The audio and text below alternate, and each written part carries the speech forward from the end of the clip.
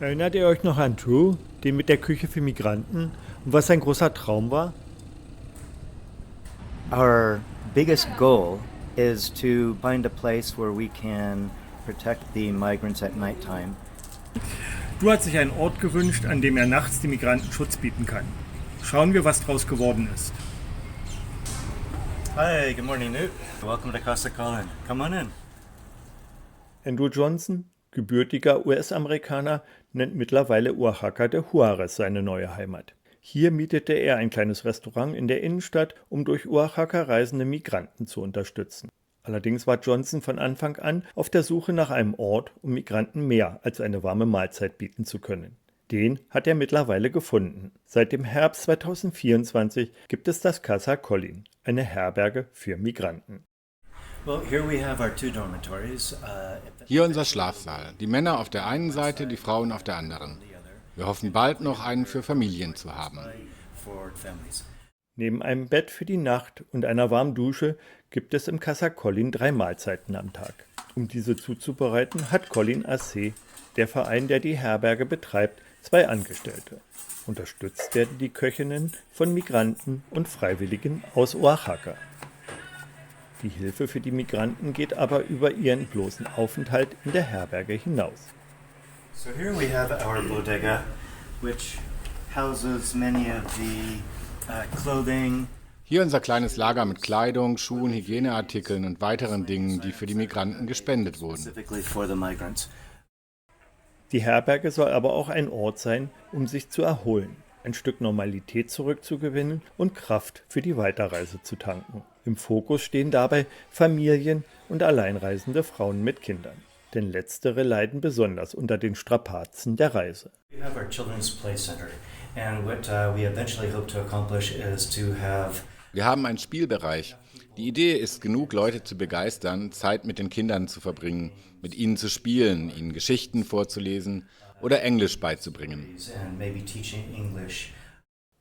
Casa Colin geht allerdings noch einen Schritt weiter. Auf der oft monatelangen beschwerlichen Reise kann so einiges passieren. Werden Migranten krank oder haben sie einen Unfall, können sie nicht auf das staatliche Gesundheitssystem bauen. Casa Colin versucht zu helfen. Lynn McDonald hat mehr als 30 Jahre als Krankenschwester gearbeitet.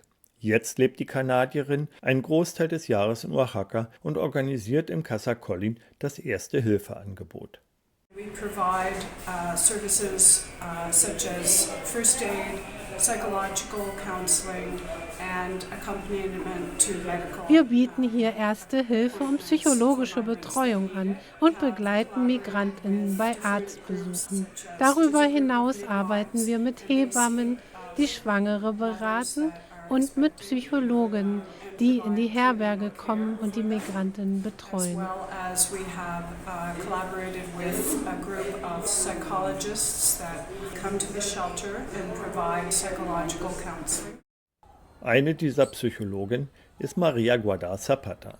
Einmal die Woche kommt die Psychotherapeutin in die Herberge und spricht mit Migranten über deren Probleme.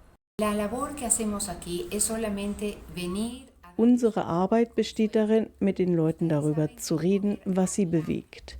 Allein das Reden und gehört werden spendet schon Trost und lindert den Schmerz, den viele in ihren Herzen tragen. Descansa muchísimo el dolor. Tienen familias con 2, 3 niños pequeños o adolescentes que no pueden estudiar. Los papás no pueden trabajar. Es kommen Migrantenfamilien mit Kindern. Die können nicht zur Schule gehen und die Eltern dürfen auch nicht arbeiten. Für ihren Traum vom besseren Leben lassen sie alles zurück, Familie und Freunde. Das alles kann sehr belastend sein. Lina ist seit mehr als 8 Monaten unterwegs. Die Venezolanerin möchte zusammen mit ihrem Mann und der 2-jährigen Tochter in die USA. Lina hat die Strapazen selbst durchlebt, von denen Maria spricht.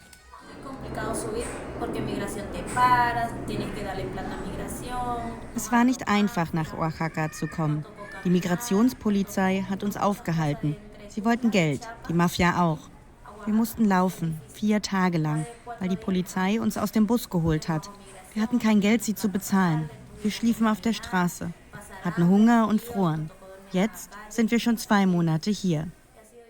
Und Lina weiß, dass die Strapazen noch nicht zu Ende sind. Von Oaxaca wollen sie weiter nach Mexiko-Stadt, einen neuen Pass besorgen und abwarten.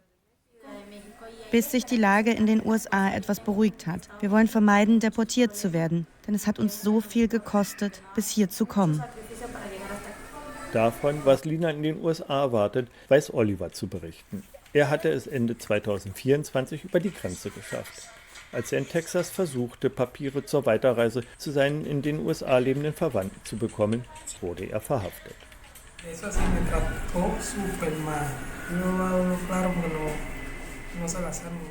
Ich wurde sehr schlecht behandelt.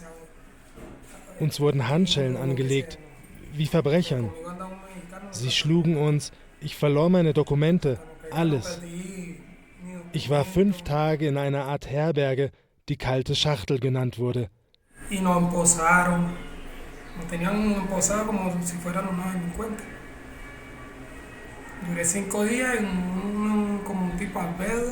Wir bekamen kaltes Essen und konnten nur einmal am Tag duschen. Und ich durfte nicht einmal meine Familie anrufen.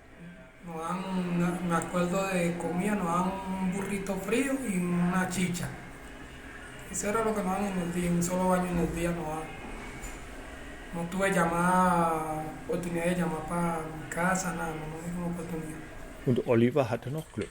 Er wurde nach Mexiko deportiert.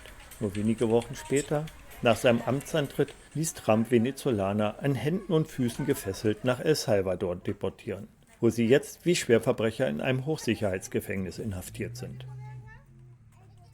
Menschen wie Lina und Oliver möchte das Team von Casa Collin die Hand reichen, ihnen ihre Menschenwürde zurückgeben und ein Stück Normalität auf ihrer beschwerlichen Reise schenken.